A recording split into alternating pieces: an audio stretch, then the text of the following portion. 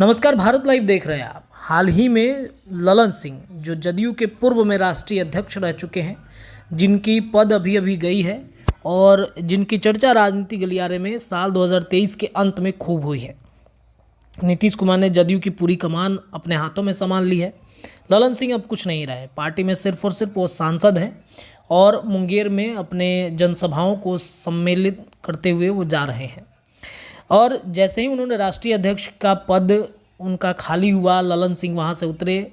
एक TV channel को उन्होंने इंटरव्यू देते हुए ये बात कहा था कि 9 अगस्त 2022 के पहले, यानी 9 अगस्त 2022 के बाद जब महागठबंधन की सरकार बनी और उसके पहले जब वो एनडीए गठबंधन में थे, तो एनडीए गठबंधन तोड़ने की वजह सिर्फ और सिर्फ भारतीय जनता पार्टी के नेताओं के द्वारा नीतीश कुमार को अपमानित करना था। ललन सिंह ने कहा था कि बार बार जब हम नीतीश कुमार से मिलते थे तब वो कहते थे कि बताइए, हम इनके लिए इतना कुछ काम कर रहे हैं और ये हमें पता नहीं क्या क्या बोलते रहते हैं। बहुत दुख होता था, बहुत पीड़ा होती थी, जिस वजह से उन्होंने भारतीय जनता पार्टी का दामन जो है वो तोड़ दिया। अब 9 अगस्त 2022 के बाद बिहार में महागठबंधन की सरकार बनती है। नीतीश कुमार, तेजस्वी यादव, लालू प्रसाद यादव, ये सभी लोग मिलकर बिहार में सरकार चला रहे हैं। भारतीय जनता पार्टी के नेताओं के अपमानित होने के बाद नीतीश कुमार ने एनडीए का नाता तोड़ा था। महागठबंधन में जब नीतीश कुमार आए तो कई ऐसे राजद के विधायक हैं जिन्होंने नीतीश कुमार को बार बार ऐसी बातें कह के चिढ़ाया है, जिस वजह से नीतीश की टेंशन फिर बढ़नी चाहिए, ललन सिंह की भी टेंशन बढ़ जानी चाहिए। देखिए, नीतीश कुमार हिंदू देवी देवताओं या फिर किसी भी चीज़ को लेकर के कभी उन्होंने ऐसा बयान नहीं दिया, या फिर उनके पार्टी के नेताओं के द्वारा कोई ऐसा बयान नहीं दिया गया जो सनातन पर हमले हुए, या फिर हिंदू देवी देवताओं के बारे में कोई टीका टिप्पणी की गई, या फिर पद के बारे में किसी को कहा गया। लेकिन राजद के विधायक बार बार महागठबंधन की सरकार में पहले तो सनातन को गाली देते हैं, फिर नीतीश कुमार के पद पर बातें कहते हैं, फिर उसके बाद से बार बार कुछ ऐसी बातें कह देते हैं जिससे बवाल होना राजनीति गलियारे में तय माना जाता है। उन्हीं में से एक है फतेह बहादुर। फतेह बहादुर तेजस्वी यादव के फोटो लगाते के साथ एक पोस्टर उन्होंने लगा दिया है नीतीश कुमार के आवास के बाहर, जिस पोस्टर में हिंदू मंदिरों को टारगेट उन्होंने किया है।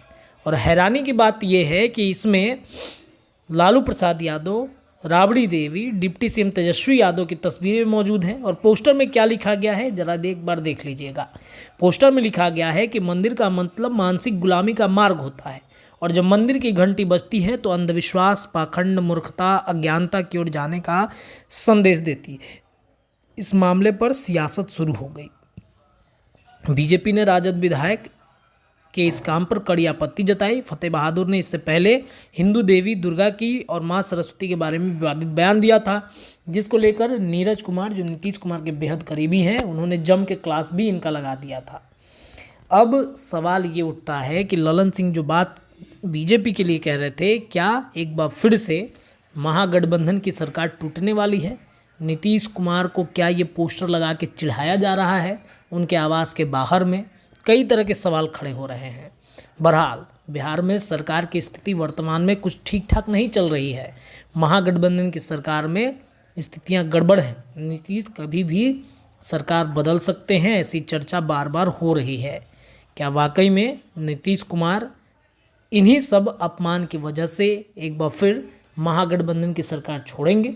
क्योंकि 2017 का प्रकरण याद कीजिए, नीतीश कुमार ने महागठबंधन की सरकार पर कई तरह के आरोप लगा के पाले को बदल दिया था। बहरहाल इंतजार कीजिए, 14 जनवरी को भी कुछ बड़ा हो सकता है। पनोरमा ग्रुप, जो सोचता है वो करता है। अगर ये वीडियो पसंद आई और वह बिहार के राजनीति और बिहारियत से सरोकार रखेनी तो सब्सक्राइब बटन दबा के चैनल के सब्सक्राइब कर ली। ओजे एगो घंटी बा, ओकरा बटन दबा देला से कुल सटीक और मारक खबर रुआ मुफ्त में मिल जाई। अगर रुआ पत्रकारिता के हमनी के नया प्रयोग में सहयोग कर चाहतानी तो ज्वाइन बटन दबा दी। पेटीएम नंबर नोट कर ली 9386816700। धन्यवाद।